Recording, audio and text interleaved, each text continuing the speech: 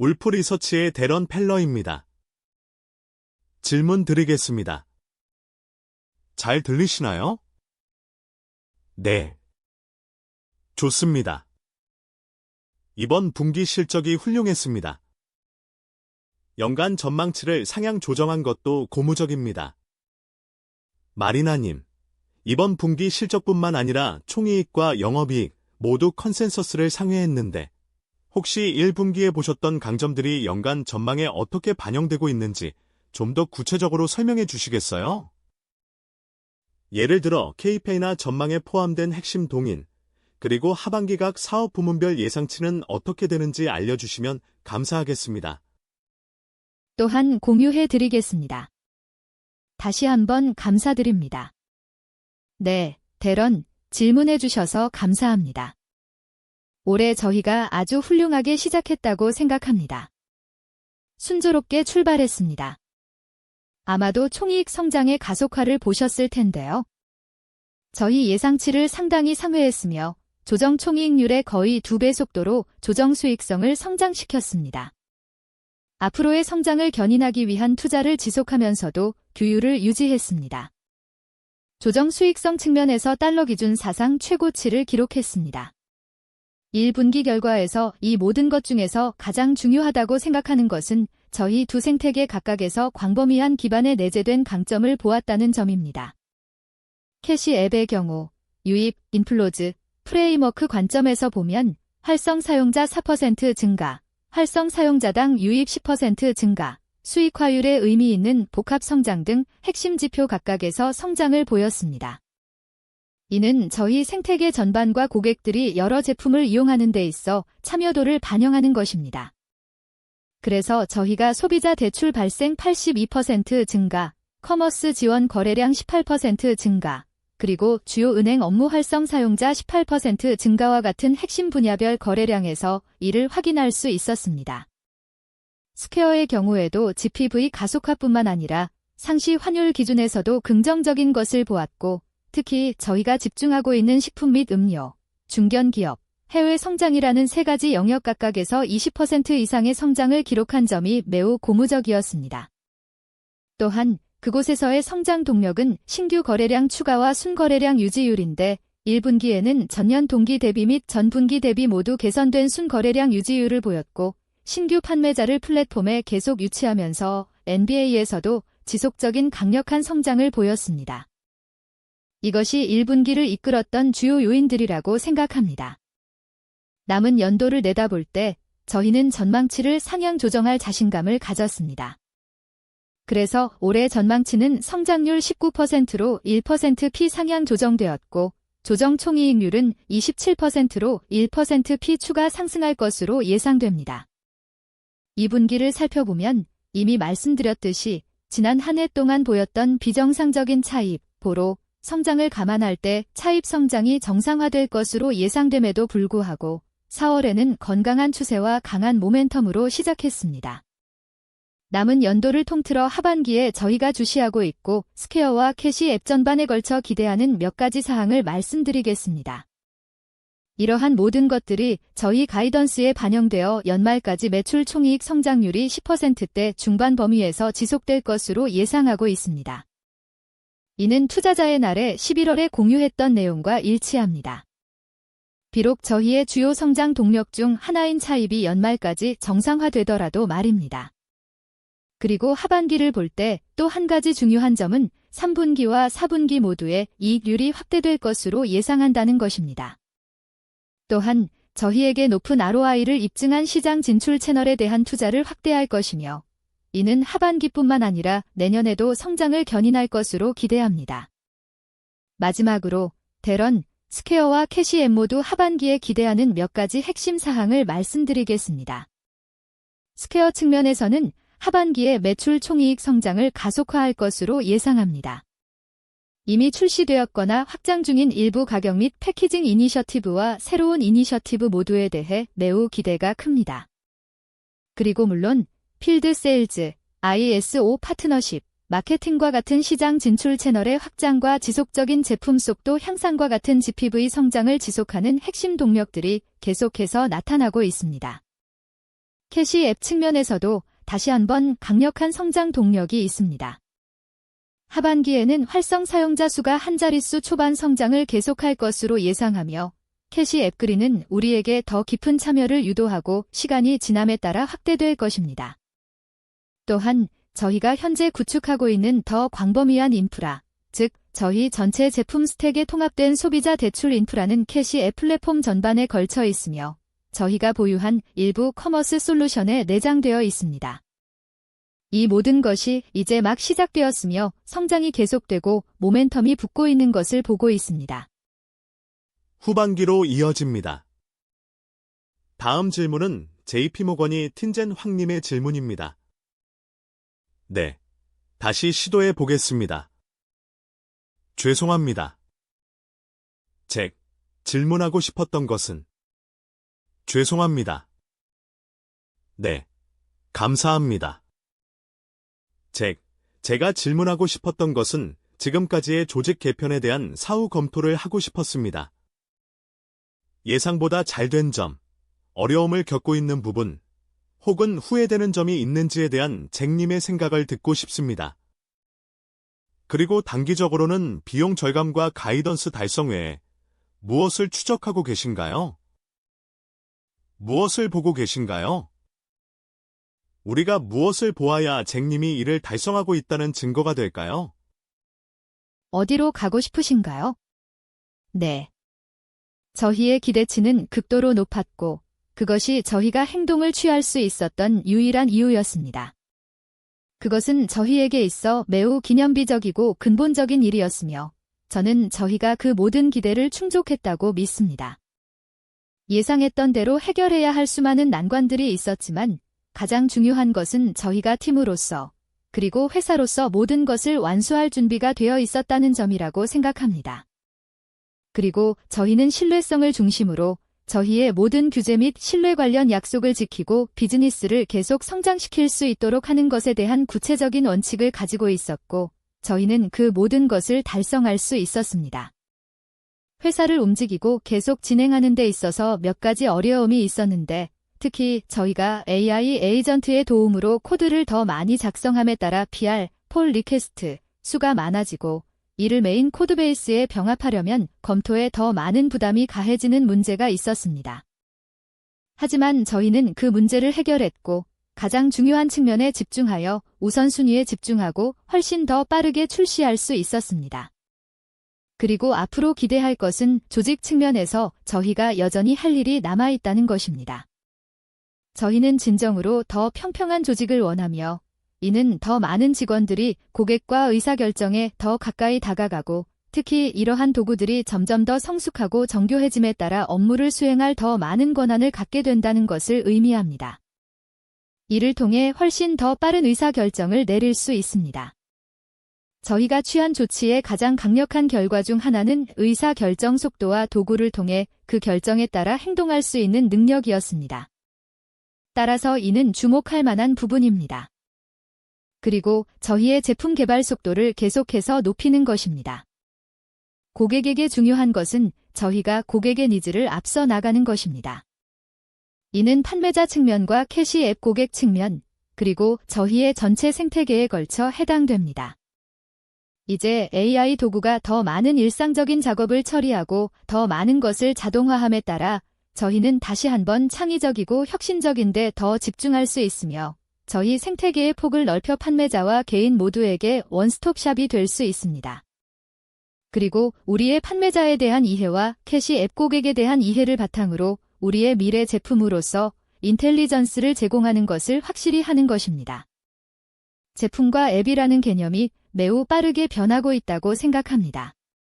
경계가 흐릿해지고 있으며 저희 고객이 미래에 기대할 것은 깊은 이해를 바탕으로 제공되는 인텔리전스이며 저희가 선제적으로 이를 수행할 수 있다는 것이 저희를 경쟁사와 차별화할 것이라고 생각하며 이것이 올해 저희가 증명하고 싶은 것입니다.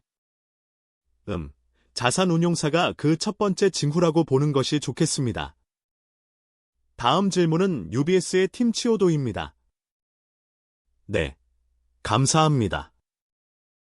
그래서 투자자들이 흔히 논의하는 주제는 2027년과 2028년으로 진입하면서 캐시 앱의 성장에 관한 것입니다. 즉, 기본적으로 중기 가이드의 나머지 부분에 대한 것입니다.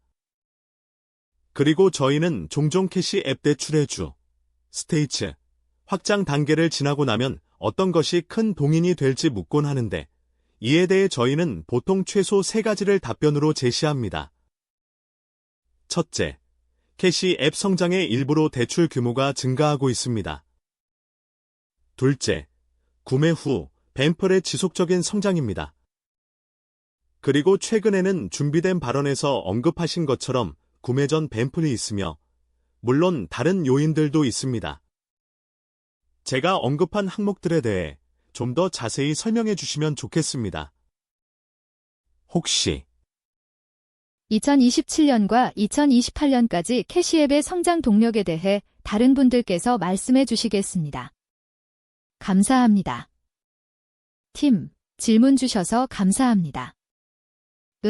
마지막 답변 시작 부분에서 말씀드렸던 것처럼 저희는 캐시앱에서 광범위한 다변수 플랫폼을 통해 고객들에게 다양한 방식의 상거래 및 금융 서비스를 제공하고 있습니다. 궁극적으로 이러한 다양한 상품 유형 각각을 뒷받침하는 것은 네트워크 효과입니다. 저희 플랫폼 내 고객 간의 상호 연결성과 참여도죠. 고객들이 어떻게 다른 제품을 사용하는지, 그리고 궁극적으로 그 제품들 중 일부가 어떻게 서로 상호작용하고 통합되는지가 중요합니다. 이것이 캐시앱의 핵심 장기 성장 동력입니다. 다시 말씀드리지만 1분기에 저는 활동 사용자 수, 활성 사용자당 입금액, 그리고 활성 사용자당 카드 사용액에서 2자릿수 성장을 포함한 이러한 근본적인 동력에서 강세를 보았습니다.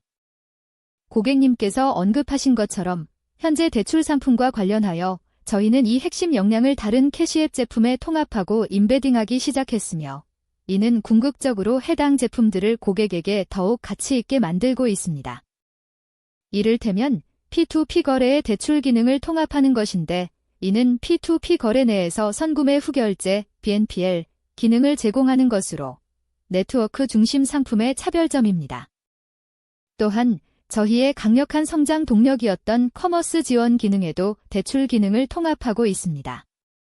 선구매 후 결제, BNPL 기능을 캐시앱 카드와 통합하거나 구매 후 및 구매 전 기능뿐만 아니라 현재는 캐시앱 페이에 통합하는 방식입니다.